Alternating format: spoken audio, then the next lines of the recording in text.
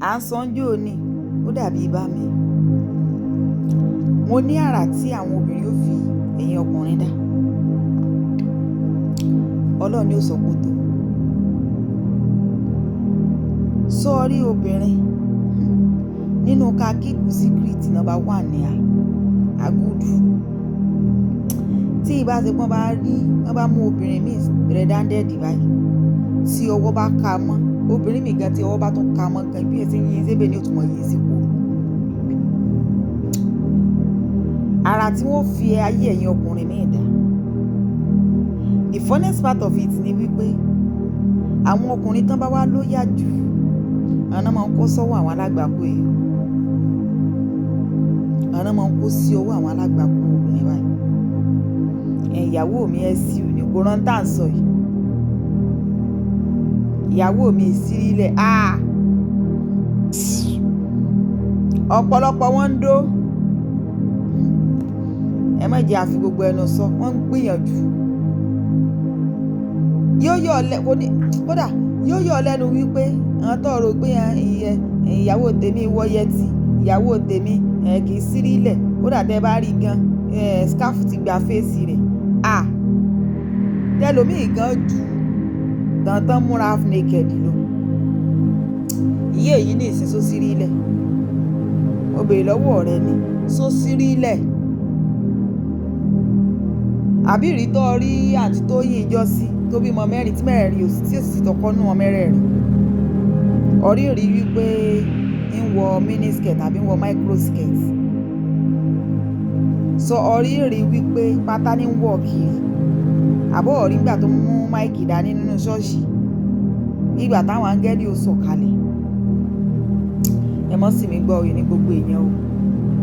So ti yé ṣùgbọ́n à ń tà láti jẹ́ kẹ́ mọ̀ wípé kò rán tá à ń sọ yìí. Béèyàn bá fẹ́ náà bì níyàwó kì í wọ yẹtì kò rán. Kì í sírílẹ̀ kò rán. Kì í wọ ṣòkòtò kì í wọ mọ́ńpé kò rán. Ó ti yé ọba ẹ̀ ní ìsìn ọba àní tí ẹ̀ síjú lẹ̀ ìmọ̀ ń dà látòkè dé lẹ́sàlẹ̀ ni kò rán tá à ń sọ béèyàn bá fẹ́ náà bì níyàwó. Nígbà tá à ń tí èyí ó sọ ní ìsìn wọn láwọn fẹ́ wọ mọ́tò làwọn àtàfà àjọ pàdé. Ẹ wá rí wípé àwọn ọkùnrin míì tá à sọ àwọn ọkùnrin ọ̀pọ̀lọpọ̀ ọkùnrin kan tá à sọ pé wọn ò ní faradà wípé nígbà tán bá ń wojú Ọlọ́run fọ́mọ. Ẹ rí wípé ọdún 4 náà làwọn ti fi dù. At the end of the day tó sì fi appreciate ọkùnrin tó dúró fọ́dún 4 fún ọ náà ní wípé ọ̀rẹ́ pé ọmọ ọba wa fọ́ sùn. Ọ̀kẹ́rù kúrò ní ọpọlọ ọdún àlè. Ọpọlọ ọdún àlè. Ọ̀wà ní ọkàn ọlọ́lóyún fẹ́ lómi. Kí lẹ ní ká sọ? Kí lẹ ní àsọ? Sẹ́ẹ̀bì ọkọ tó ní faradà fún ìyàwó ni tó nífẹ̀ẹ́ ìyàwó rẹ̀ dénúdénú. Àbẹ́bí bọ̀dá tó mọ̀ wípé ìyàwó ilé ọkọ ló wà o. Ilé ọkọ ló wà ẹ̀yin ọkùnrin ní ẹ̀gbẹ́ orí yẹn pamọ́. Méèsì ká sọ wípé ọkọ ló kókó pé kó fìrí wípé ìyàwó mi ń yálè tó ti lé nǹkan lẹ̀ fún tó dáa kọjá kò yé báyìí ní ìsìn tó tán lọ fi bára wọn sùn. Bóyá ọkọ ní ìsìn ló bá lọ tẹ́rù ń pa. Tí ìbá sì ṣe pé wọ́n bá mọ̀ wípé ń ṣàgbèrè wọ́n bá lára ìyàwó ló ti kú. Ní bẹ̀rù orí ara yín lẹ́yìn ọkùnrin. Ìyàwó lélẹ̀ lómi ò mọ̀ yàn láyé. Ní bẹ̀rù orí ara yín àti ẹlẹ́dàá yín. Léèsìn báyìí ọkọ ló lóyún. Àlè ló lóyún. Irú èèyàn wo ló fẹ́ fẹ́ rú máa yín ní ìsìn tí ó trust ẹ̀ mọ́ láyé rẹ̀? Tí ó trust obìnrin mọ́ láyé rẹ̀ pẹ̀lú táǹtí èyí ti ṣe fún ní ìsìn. Ẹ mọ̀ ṣe díẹ̀díẹ̀ fà. Tá a bá ti sọ wípé náà ní ìsìn báyìí wípé kíní àwọn ọkùnrin náà wípé kíní náà ṣùgbọ́n ó ti ń pọ̀ jù. Àwa ìkan náà ni a mọ̀ sọ wípé ọkùnrin ló cheat jù. But when it comes to DNA test àwọn obìnrin là máa ń sá kìlókìlókì ọkàn wa ò ní balẹ̀. Ọkàn wa ò ní balẹ̀.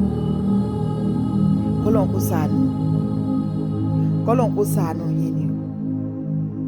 kọ́lọ́hún kó ṣàánú ẹ̀yin ọkùnrin náà tó jẹ́ wípé married man tẹ́lọmọ yan married woman lálẹ́. Ọlọ́run ó ṣàánú yín o.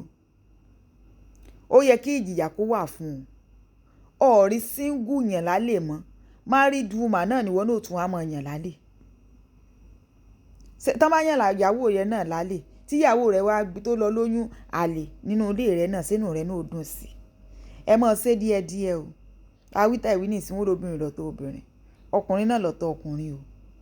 Bàbá ń bàbá tí ń dúró láti bí ọdún bíi 4 àti wá gbọ́ngbọ́n Ọlọ́run tún wá sí tán, ó tún wá jọ máa lè. So yóò rí bẹ́ẹ̀, so yóò rí bẹ́ẹ̀, so yóò rí bẹ́ẹ̀. Ẹ já mọ̀ ṣe díẹ̀díẹ̀ nítorí Ọlọ́run. Ẹ já mọ̀ ṣe díẹ̀díẹ̀ o. Alájìkẹ́ rí ní ẹ bá like ẹ comment ẹ share o. Ó dàbọ̀.